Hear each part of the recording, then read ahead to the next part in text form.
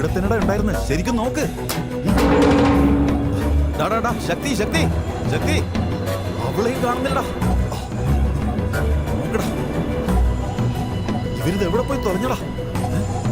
ഇവിടെ ഒന്നും നോക്കിയിട്ട് കാണുന്നില്ലല്ലോ.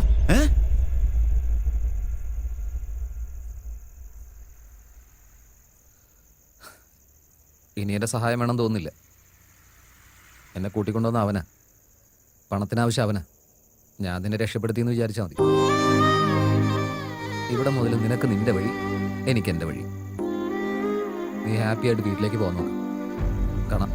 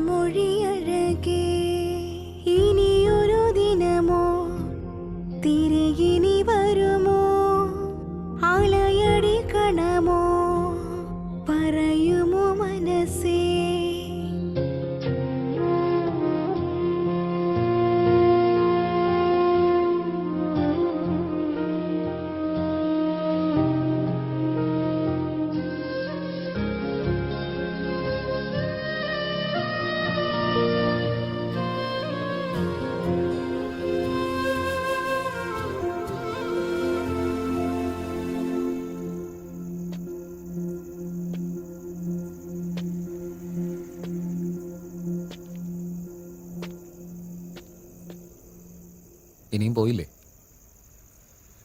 ഏയ്, നിന്നോടാ ചോദിക്കുന്നത് കേൾക്കാതിരിക്കുന്നെന്താ? എനിക്ക് ആരുമില്ല. ആരുമില്ലെന്ന് വെച്ചാ? അച്ഛനമ്മ, ബോയ് ഫ്രണ്ട്? അതാ പറഞ്ഞു, എനിക്ക് ആരുമില്ല. നീയും ഞാനും തമ്മിൽ ഒരു ബന്ധവുമില്ലെന്ന് നീ പറഞ്ഞു കഴിഞ്ഞില്ലേ?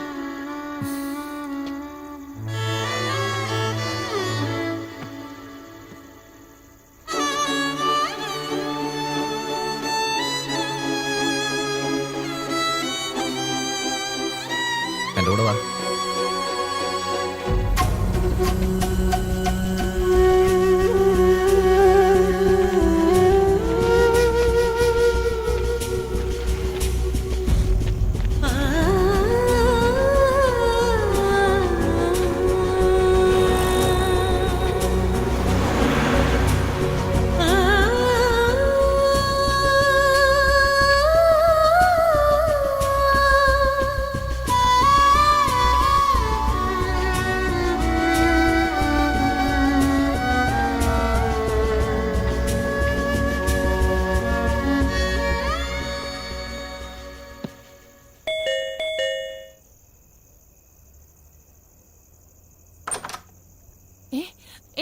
നീയോ?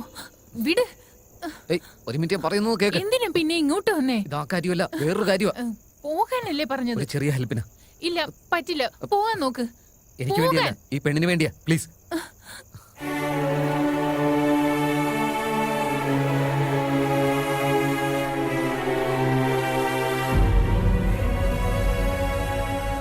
എന്തേലും കഴിക്കാൻ വേണോ? എന്തേലും കൊണ്ടുപോവാ. എനിക്കൊന്നും വേണ്ട, നല്ല ക്ഷീണമുണ്ട്, ഒന്ന് കിടന്നാ മതി. ദാ ആ റൂമിലേക്ക് പോകോ.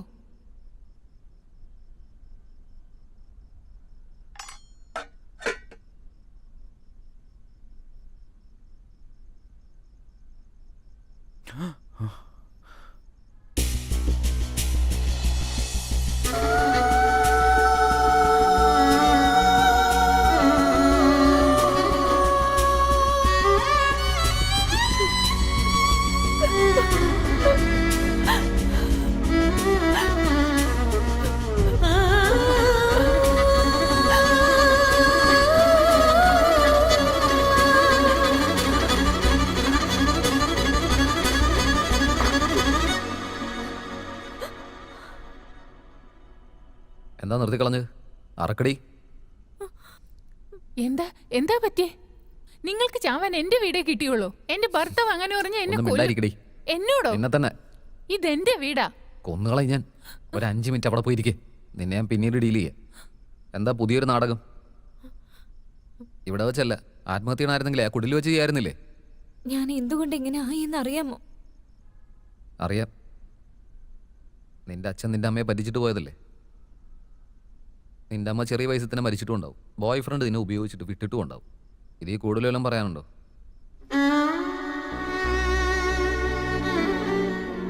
അതെ, എന്റെ അച്ഛൻ എന്നെ പറ്റിച്ചതാ. എന്റെ അമ്മ എന്റെ ചെറിയ പ്രായത്തിലെ മരിച്ചുപോയി. പക്ഷെ ഇതൊന്നും ഒരു കാരണമല്ല ഞാൻ പ്രോസ്റ്റിറ്റ്യൂട്ട് ആയതിന്. ഞങ്ങൾ ഡൽഹിയിലായിരുന്നു. എന്റെ ചെറിയ പ്രായത്തിലെ അച്ഛൻ ദുബായിക്ക് പോയതാ. അപ്പോഴാ എന്റെ അമ്മയ്ക്ക് ക്യാൻസർ വന്ന് മരിച്ചു പോയത്.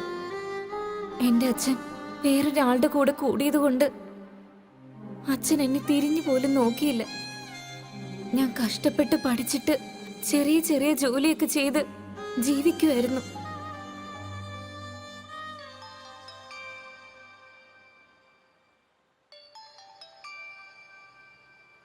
എനിക്ക് അപ്പൊ ഒരു ബോയ് ഫ്രണ്ട് ഉണ്ടായിരുന്നു.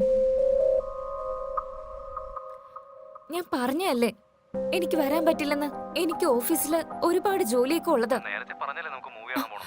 ഞാൻ പറഞ്ഞല്ലേ എനിക്ക് ഒരുപാട് ജോലി ഉണ്ടെന്ന്. വൈ ഡോണ്ട് യു അണ്ടർസ്റ്റാൻഡ് യാ? ഓ അതൊന്നും അല്ല, ഞാൻ പറയുന്നൊന്ന് മനസ്സിലാക്ക് please. Why don't you get it യാർ? ഇങ്ങനെ ശല്യപ്പെടുത്തല്ലേ.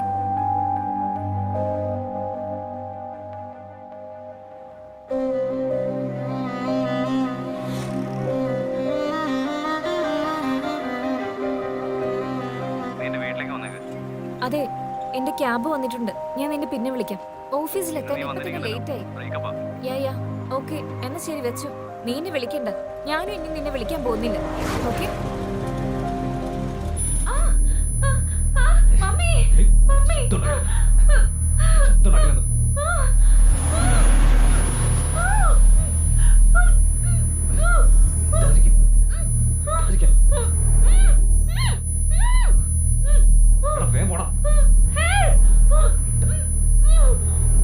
വേഗം പോടാ.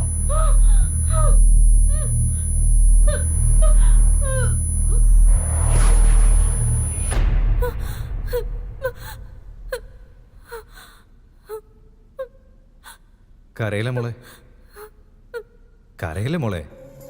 അയ്യോ അയ്യോ, എന്റെ പൊന്നു മോളല്ലേ, കരയല്ലേ? അയ്യോ അയ്യോ, കരയിലെന്നല്ലേ പറഞ്ഞ? എന്നെ വെറുതെ വിടണം സർ. എന്ത് വെറുതെ വിടണമെന്നോ? നിന്റെ ഫോട്ടോ ഒരുത്തന്നെ അയച്ചു തന്ന സമയം തൊട്ട് നിന്നെ ഇത്ര നാൾ കഷ്ടപ്പെട്ട് അന്വേഷിച്ച് നിന്നെ ഇത്രയും കഷ്ടപ്പെട്ട് കിഡ്നാപ്പ് ചെയ്തതും പോരാ, നിന്നെ അത്ര പെട്ടെന്ന് വിട്ടുകളയെന്ന് വിചാരിച്ചോ? അങ്ങനെ പെട്ടെന്ന് വിട്ടുകളയാൻ പറ്റുമോ? പറയ, അങ്ങനെ പെട്ടെന്ന് വിടാൻ പറ്റുമോ? ആ പ്ലീസ് സർ, എന്നെ വെറുതെ വിട് സർ.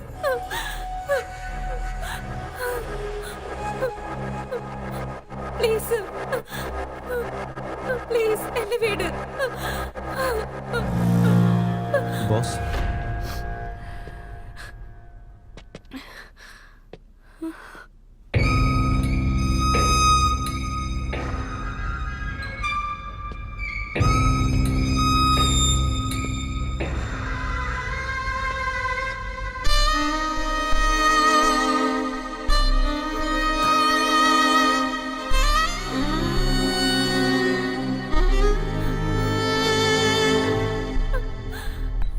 നിന്റെ പേരെന്താ?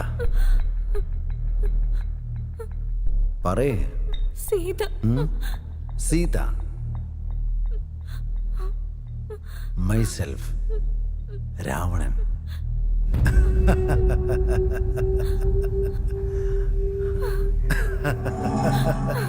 നന്നായിട്ടുണ്ടോ? എന്ത് ജോലിയാ ചെയ്യുന്നേ? സാലറി എത്രയാ?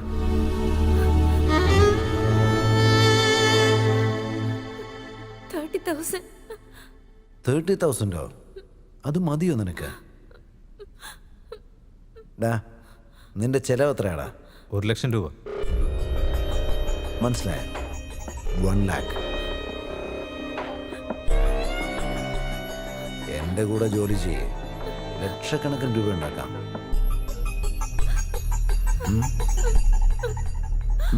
പ്ലീസ് സർ, എന്നെ വിട്. പ്ലീസ് എന്നെ വെറുതെ വിട്. എന്നെ വെറുതെ വിടണം സർ. എൻ്റെ അടുത്ത് ഞാൻ എത്ര തവണ പറഞ്ഞോടാ, എനിക്ക് 100% കമ്മിറ്റ്മെൻ്റ് ഉള്ളവരെ തന്നെ വേണം. കഷ്ടപ്പെട്ട് ജോലി ചെയ്യണമെങ്കിൽ എനിക്ക് വേണ്ട, ഇഷ്ടപ്പെട്ട് ചെയ്യണമെങ്കിൽ മാത്രം മതി.